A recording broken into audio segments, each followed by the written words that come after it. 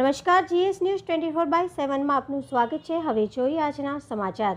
ધોળકાના ચંડીસર ગામે નારી શક્તિ અસ્મિતા ધર્મરથ સાથે ક્ષત્રિય સંમેલન યોજાયું। આજ રોજ ધોળકા તાલુકાના ચંડીસર ગામે નારી શક્તિ અસ્મિતા ધર્મરથ પહોંચ્યો હતો અને ત્યારબાદ ક્ષત્રિય સંમેલનનું આયોજન કરવામાં આવ્યું હતું। આ પ્રસંગે પૂર્વ મુખ્યમંત્રી શંકરસિંહ વાઘેલા, ઉત્તેલિયા સ્ટેટ ભગીરથસિંહ વાઘેલા, ગાંગડ સ્ટેટ યુવરાજ ભારદ્વાજસિંહ વાઘેલા, મહાકાલ સેનાના વિજયસિંહ ચાવડા, ક્ષત્રિય સંકલન સમિતિના કરણસિંહ ચાવડા, ઇન્દ્ર વિજયસિંહ ગોહિલ તથા ચંડીસર ગામના આગેવાનો ખૂબ જ મોટી સંખ્યામાં હાજર રહ્યા હતા। ત્યારે તમામ આગેવાનોએ પોતપોતાના વક્તવ્ય આપ્યા હતા અને આવનારી તારીખ 7/5/2024ના રોજ લોકસભા ચૂંટણીનું મતદાન હોવાથી દરેકને મતદાન કરીને 100% મતદાન કરવા પ્રેરિત કરી પરસોત્તમ રૂપાલાએ જે ક્ષત્રિય સમાજના બહેન દીકરીઓ વિશે ટિપ્પણી કરી છે તેનો બદલો લેવા તમામે તમામ કોમને સાથે રાખીને ભારતીય જનતા પાર્ટી વિરોધ મતદાન કરાવી ભાજપની તમામ બેઠક પર નુકસાન પહોંચાડીશું તેવા વિશ્વાસ સાથે તમામને શપથ ગ્રહણ કરાવ્યા હતા। તંત્રી અહેવાલ મહેન્દ્રસિંહ ડાભી, ગુજરાત સિક્યોર ન્યૂઝ, ધોળકા। ચંડીસરના આગેવાનોનો આગ્રહ હતો કે ધર્મરથ જે ક્ષત્રિય અસ્મિતા માટે શરૂ કરેલો છે એનું સમાપન ચંડીસરમાં છે। આવો તો સારું એના અનુસંધાનમાં આવ્યો છે। શું વાત કરી એ આપને ખબર છે? જો ભારતીય જનતા પાર્ટીએ સમયસર પોતાના ઉમેદવારને બદલ્યા હોત રાજકોટના, તો કદાચ આવી ધર્મરથની સભાઓ કે ક્ષત્રિય સમાજ બીજેપીથી વિમુખ છે એવું ન થયું હોત। પણ કદાચ સત્તાના કેફ નીચે યા બીજેપીને અહમ હોય, છેક દિલ્હી પીએમઓ સુધી રિક્વેસ્ટ કર્યા છતાં પણ જો ક્ષત્રિય સમાજની આવડી મોટી અવગણના થાય, 2019માં લોકસભાની કોઈ ટિકિટ ન હોય, 2024માં લોકસભાની ઉમેદવારી ક્યાંય ન હોય, તો સમાજને લાગે કે અમારી અવગણના છે, અમારું અપમાન છે। અને બહેનો માટે જે આક્ષેપ થયા તો અસહ્ય હતો, એ મર્મ પર ઘા હતો। એના લીધે આખો સમાજ, સવિશેષ બહેનો અમારી ખૂબ દુઃખી છે ને એના માટે બીજેપીના સામે લડવા નીકળ્યા છે કે તમે અમારી વાત ન માન્યા।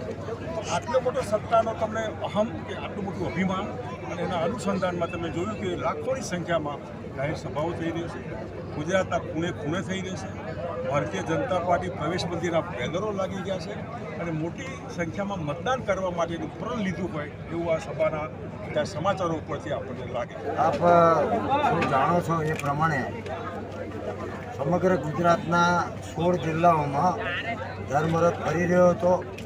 ક્યાંક ક્યાંક ધર્મરથનું જે સમાપન હતું, આજે ધોળકા ખાતે ચંડીસર ગામે આ ધર્મરથનું સમાપન હતું અને એમાં આપણે જોયું એમ વિશાળ સંખ્યામાં યુવાનો, વડીલો, માતાઓ ઉપસ્થિત હતા।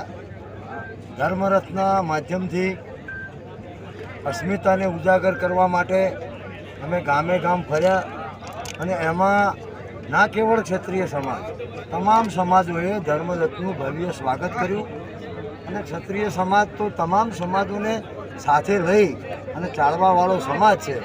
એટલે આજની અમારી આ સભા એ પહેલાં બારડોલી, આણંદ, એ પહેલાં રાજકોટ, આ મહાસંમેલનો અને આવતીકાલનું જામનગરનું જે મહાસંમેલન છે એ સ્વયં સ્પષ્ટ છે કે એક વ્યક્તિના વિરોધથી શરૂ થયેલો વિરોધ અહીંયા ધર્મરથનું સમાપન અહીંયા થશે।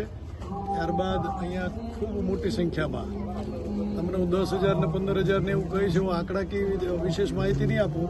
મારી સાથે જે ભાઈઓ અહીંયા રાજપરિવારોમાંથી પણ સભ્યશ્રીઓ આવ્યા છે, એટલે સાથે મળીને એક સમાજને જાગૃત કરવા માટેના આ જે રથની વ્યવસ્થા થઈ છે એની અંદર તમામ જ્ઞાતિ જોડાવા માંડી। ધીમે ધીમે સામાન્યતઃ સમાજ માત્ર ક્ષત્રિય સમાજ જ જોડાતો હતો એવું હું પણ જાણતો હતો ત્યાં સુધી, પણ હવે દરેક સમાજ આમાં સાથે રહી, એક સાથે રહીને પોતાની મંજિલ સુધી પહોંચવા, એટલે આ ભારતીય જનતા પાર્ટીને હાંકી કાઢવા માટેનું આજે એક અભિયાન ચાલુ થયું છે।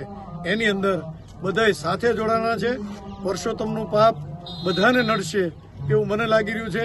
એમાં લોકોનો તમે જુવાળ ગામે ગામ, ઘરે ઘરથી આ રથના માધ્યમથી આ કરવાનો પ્રયત્ન છે અને એમાં અમે ધર્મરથનું માધ્યમ બનાવ્યું છે અને ધર્મની માતાજીની આસ્થા પ્રત્યે અમને બધાને શ્રદ્ધા વધારે હોય છે, એટલે માતાજીની કૃપાથી લગભગ અમે સફળ થઈશું અને આ સફળતામાં શ્રેય આ પત્રકાર મિત્રોનો પણ રહેશે।